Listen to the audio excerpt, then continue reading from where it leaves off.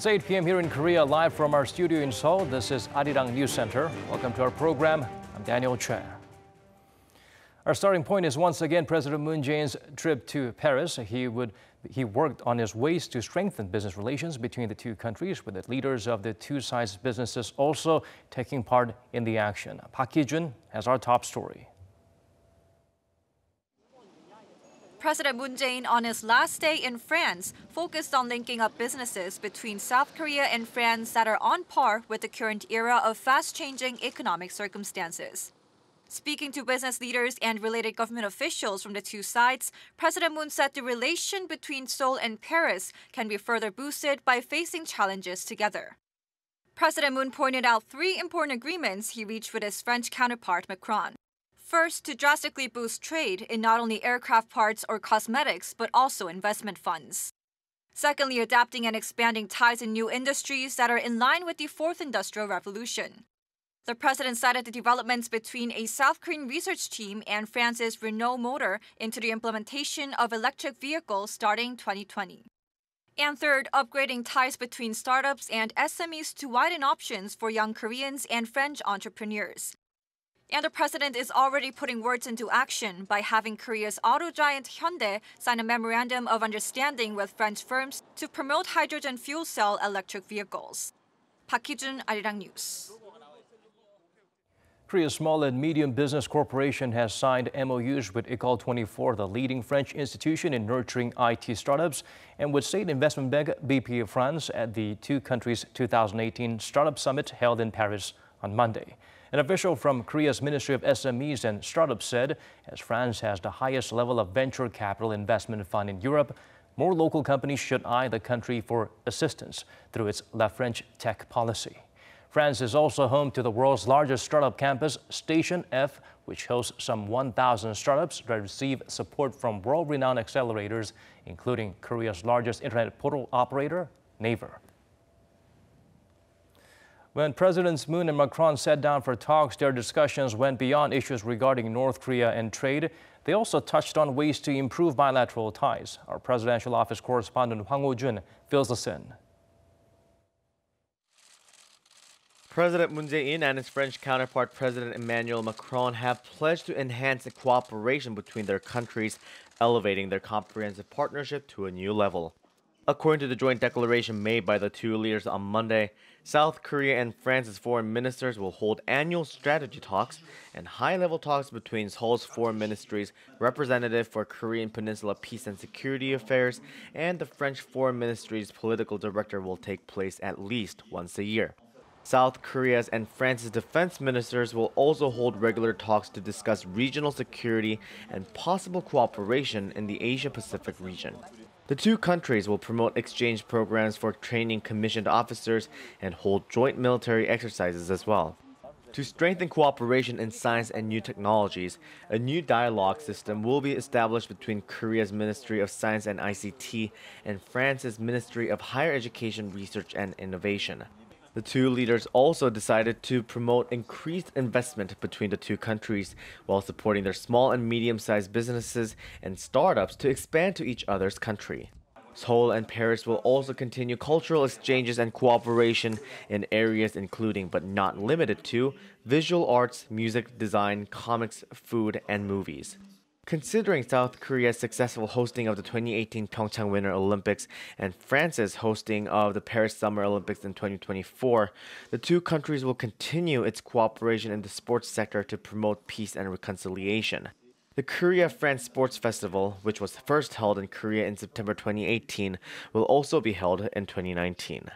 Presidents Moon and Macron also agreed to strengthen dialogue and cooperation to respond to the urgency of environmental issues, such as responding to climate change and protecting biodiversity. Hwang Ho-jun, Arirang News.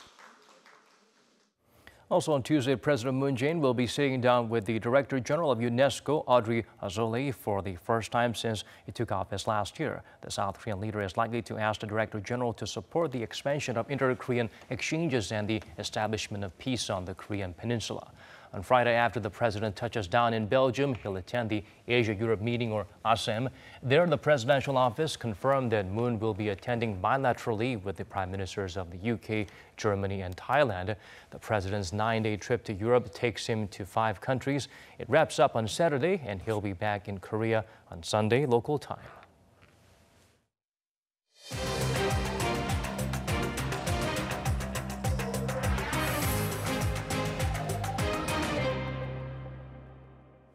A trilateral meeting between the two Koreas and the UN command took place at the inter-Korean border village of Panmunjom earlier today.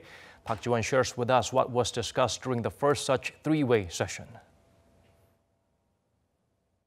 The two Koreas and the United Nations command held their first trilateral meeting on Tuesday at the Peace House on the South Korean side of Panmunjom. The closed-door meeting began at 10 a.m. and continued until about 1:15 in the afternoon, with 9 military officials attending, 3 each from South Korea, North Korea, and the UN command. According to South Korea's defense ministry, the officials discussed disarming the joint security area in the inter-Korean truce village and checked the progress of an ongoing mine removal project in the joint security area, which began on the first day of October. They also discussed other measures to implement further demilitarizing within the JSA, including reducing the number of firearms and troops in the jointly patrolled area. The two Koreas had already agreed to demilitarize the joint security area as one of the ways to turn the DMZ into a peace zone as part of the comprehensive inter-Korean military agreement signed at last month's inter-Korean summit in Pyongyang. The U.S.-led UN command has held jurisdiction over the JSA since the 1953 Armistice Agreement. Park Ji-won, Arirang News. South Korea's defense ministry said on Tuesday that its stance remains firm on defending the northern limit line, the maritime border with North Korea in the West Sea. The spokesperson for the Joint Chiefs of Staff, Army Colonel Roh Jae-chun, said that South Korean soldiers have guarded the northern limit line with their blood, and he pledged to tightly defend the maritime border. Pyongyang claimed on Sunday that South Korean ships illegally crossed its security line in the West Sea.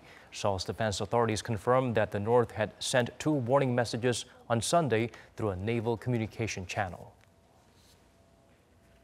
A month has passed since the two Koreas opened their joint liaison office. South Korea's unification ministry says Seoul and Pyongyang are maintaining a 24-hour communication channel through phones, walkie-talkies, and face-to-face contact. Woo Jung-hee tells us more. Seoul and Pyongyang opened their joint liaison office at the Kaesong Industrial Complex in mid-September. A month has passed since the grand opening, and now Seoul is confident that the two Koreas have succeeded in setting up a communication channel that runs 24 hours a day, 365 days a year. Speaking with reporters on Tuesday, Kim Chang-soo, the South Korean vice director of the contact office, said the inter-Korean facilities is different from liaison offices run in the past by other countries. That is, divided nations would usually have their liaison offices in each other's capitals, but the two Koreas are running an office together as a joint one and have it in one building. There are 3 direct phone lines connecting the two sides' offices and residences. South and North Korean officials can also speak to each other through walkie-talkies, and at night they can go over to each other's residence for emergency communications. In early October, when preparing for the joint event in Pyongyang, Kim says, the North Korean side came over to the South Korean residence to call for a meeting, and on one day, they met 7 times. He says it's meaningless to keep track of the number of encounters and meetings because they meet so often. There is a series of inter-Korean talks planned at the joint liaison office. Coming up in late October are talks on forestry cooperation, medical care, and sports exchanges. To organize these and to hold more in the future, the vice director says he hopes to develop the office as a solid communication channel that doesn't just deliver messages but enables deep discussions. Then hopefully the two Koreas can ultimately work towards establishing resident representative offices in each other's capitals. Woo Jung-hee, Arirang News. The South Korean citizen who was arrested last month in North Korea for illegal entry was released today. According to Seoul's Unification Ministry, Pyongyang handed over the 60-year-old man at Panmunjom at 4 p.m. local time after having informed the South earlier this morning through the Inter-Korean Liaison office. He is being questioned by relevant authorities on how he entered the North. The South Korean government said it views the humanitarian gesture favorably. We're now into day 5 of the National Assembly's audit of government ministries and agencies. It was another round of disputes between rival parties as they engaged in heated debates over the government's minimum wage hike and nuclear-free energy agenda. Kim Min-ji has the latest. Under scrutiny at the Labor Committee audit on Tuesday was the government's minimum wage hike. The opposition called for a slowdown and for different rates of increase depending on the industry, saying that the 16% hike for this year and almost 11% for 2019 are weighing on small businesses and the self-employed. Until now, the government and the Commission have been very lukewarm about requests from small businesses to apply different rates depending on the industry. What's your view on such a measure? It's not something the Commission can decide, and it's inappropriate to give my personal opinion. But if the government decides, we will work to achieve it. The ruling party defended the government's policies, saying the double-digit percentage increases were necessary to boost the incomes of those who make the least money. It also claimed the hike is not the sole reason for the current sluggish job growth or the decline in income among the lower bracket. A clear diagnosis is needed to make the right prescription. The hardships of the self-employed and small business owners are not due to the minimum wage hike alone, but other factors such as rent, card transactions fees, changes in consumption trends, and a decline in tourists. At the Industry Committee, the subject of debate was the government's initiative for nuclear-free energy. The opposition said that going nuclear-free will erode the country's energy competitiveness and has even turned a profit-making company to a deficit, referring to the state-run Korea Electro Power Corporation that was under inspection. The government is moving away from nuclear energy to other sources, which makes it seem that KEPCO will post another loss next year. I believe around $620 million. At this point, we can't predict the exact figure. The ruling party criticized the opposition for blaming everything on the government's policies, saying that's not the case. It said the agenda is for the safety of the people and that it's a global trend. The opposition are blaming the nuclear-free drive for KEPCO's losses and the decline in the operation rate of nuclear plants. Is that the case? What's your view? I hope the National Assembly also takes into account safety costs. In the Finance Committee audit, tempers flared as rival parties inspected the Korea Public Finance Information Service, the agency from which an opposition lawmaker had accessed and disclosed documents about state statistics that the government says he was unauthorized to see. The agency apologized for the incident, saying that it would revamp its security system. Kim Min-ji, Arirang News. At the National Assembly, the floor leaders of South Korea's 3 negotiating blocs agreed on the makeup of 6 temporary special committees that will be handling key policy issues. Under the agreement, the committees on political reform, judicial reform, and inter-Korean economic cooperation will have 8 members from the ruling Democratic Party, 7 from the main opposition Liberty Korea Party, and 2 from the minor opposition Bareunmirae Party. The other 3 committees will have a similar ratio, with the ruling party getting the most seats. The parties agreed to submit the final list of their members for each committee by Wednesday. Also on Wednesday, they agreed to hold a plenary session to vote on the 3 candidates they nominated for Constitutional Court Justice. Prices for both exports and imports went up last month here in Korea. That's according to newly released figures from the nation's central bank. Kim Hye-sung help us look beyond the digits. Korea's export and import prices both rose in September on rising oil prices. According to the Bank of Korea Tuesday, import prices in September rose sharply by 1.5% on month, near 10% on year, recording their highest level since November 2014. Korea's benchmark Dubai crude soared 6.5% on month to an average of $77 a barrel last month. Imports of consumer goods and intermediary goods went up slightly, and raw material prices jumped 4.5% on month. Global oil supply from OPEC and U.S. shale gas wasn't enough to meet demand, which has increased on recovering global growth led by the U.S. With U.S. sanctions on Iran set to come in this November, oil prices could go up further this year. Export prices also went up 0.3% on month, while the local currency remained steady at around 1,121 Korean won against the greenback. Rising coal and petroleum goods prices led the gain in industrial goods prices, which went up 0.3%. Prices of agricultural and marine products rose 1.2% on month on higher prices of frozen marine exports. Export and import prices affect future consumer prices, so this could mean higher inflation in the months to come. Kim Hae-sung, Arirang News.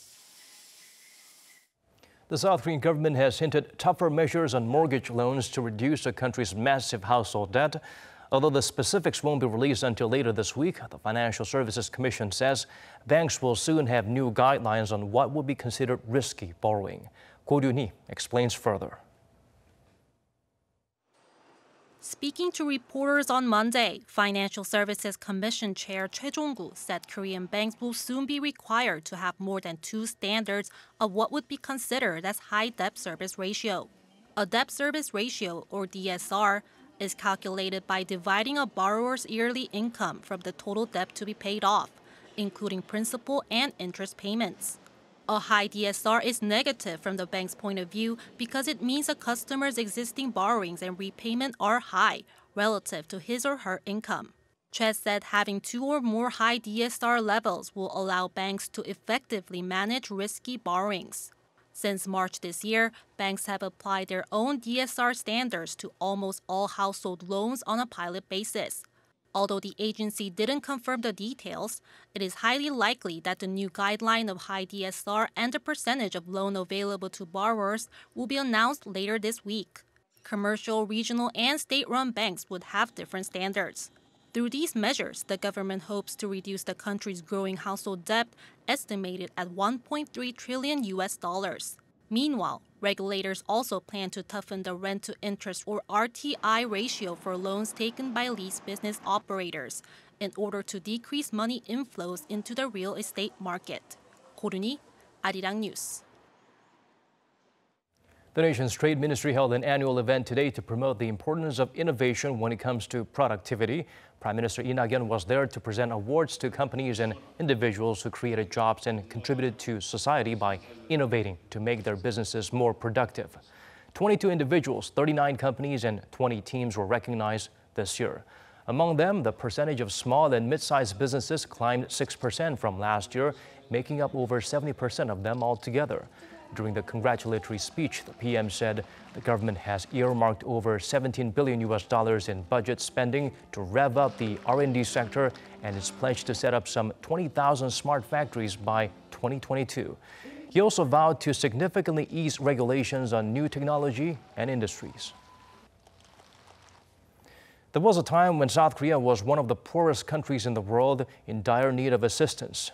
Today, that role is reversed. We've become a donor nation helping eradicate hunger in other parts of the globe. On this World Food Day, Won Jung-hwan sheds light on how Seoul is setting a great example while making a difference. World Food Day reminds us that people are still going hungry in the world and we have not yet achieved zero hunger. But there are examples that show the efforts of organizations like the World Food Program make a real difference. And one of the most clear-cut examples is South Korea. This year marks the 50th anniversary of the partnership agreement between South Korea and the WFP. And in that time, the country went from being a recipient of food aid to one of the WFP's top 20 donors. Rice bags stamped with the Korean flag are now being delivered to the most vulnerable people all around the world, something unthinkable a few decades ago. This is actually a very good news story and a shining example for other countries, and is also looking to ensure that not only its own citizens are taken care of, but it's looking to assist others in need through various short and longer term strategies. Just a few months ago in May, South Korea sent its first food aid to Africa. Some 50,000 metric tons of locally grown rice was delivered to Kenya, Ethiopia, and Uganda in Africa, as well as Yemen in the Middle East. 1.2 million people have been receiving this rice since July. So it's actually saved lives, and it's come at a critical time when, unfortunately, the situation in Yemen is deteriorating.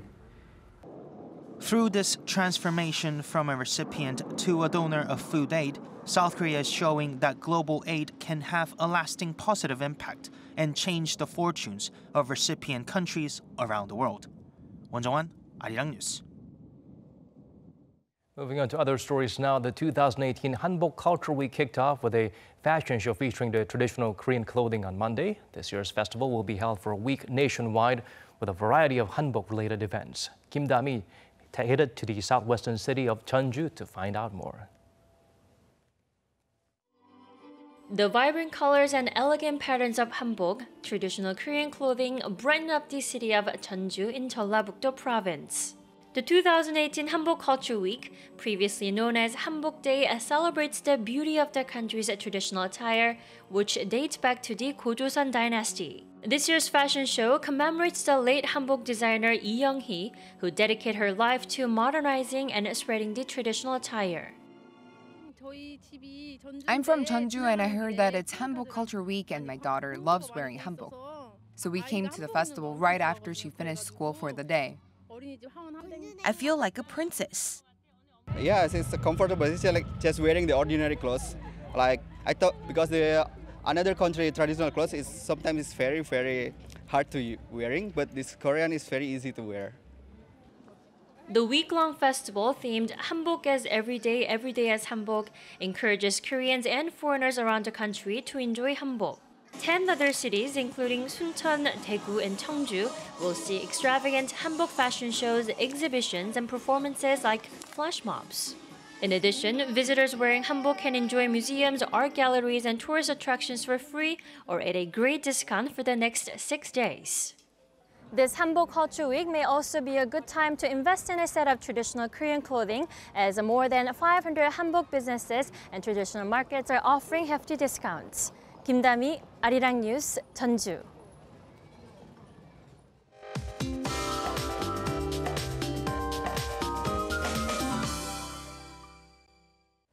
Time to turn to Michelle Bach at the Weather Center for the updates you'll need.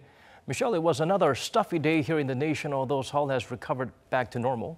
That's right, Daniel. Now, the southern regions such as Gyeongsangbuk-do and Gyeongsangbuk province and Jeju are still under high levels of ultrafine dust.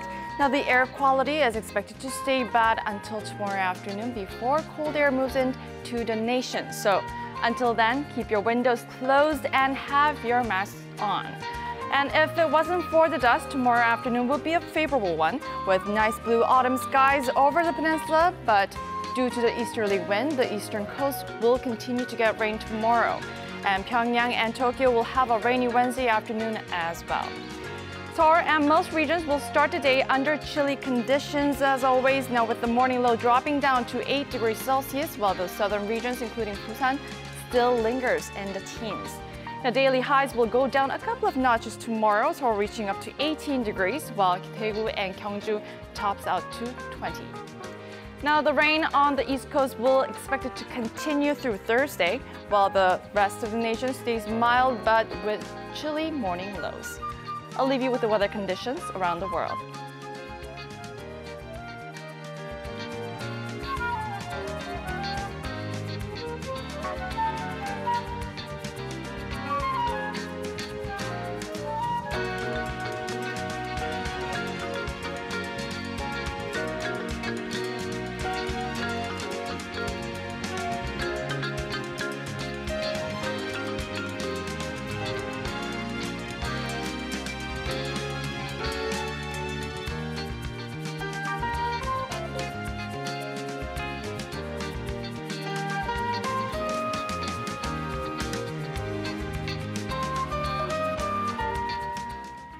That's all we could squeeze into this edition of Arirang News Center. Thanks for watching. Good night or good day, depending on your time zone.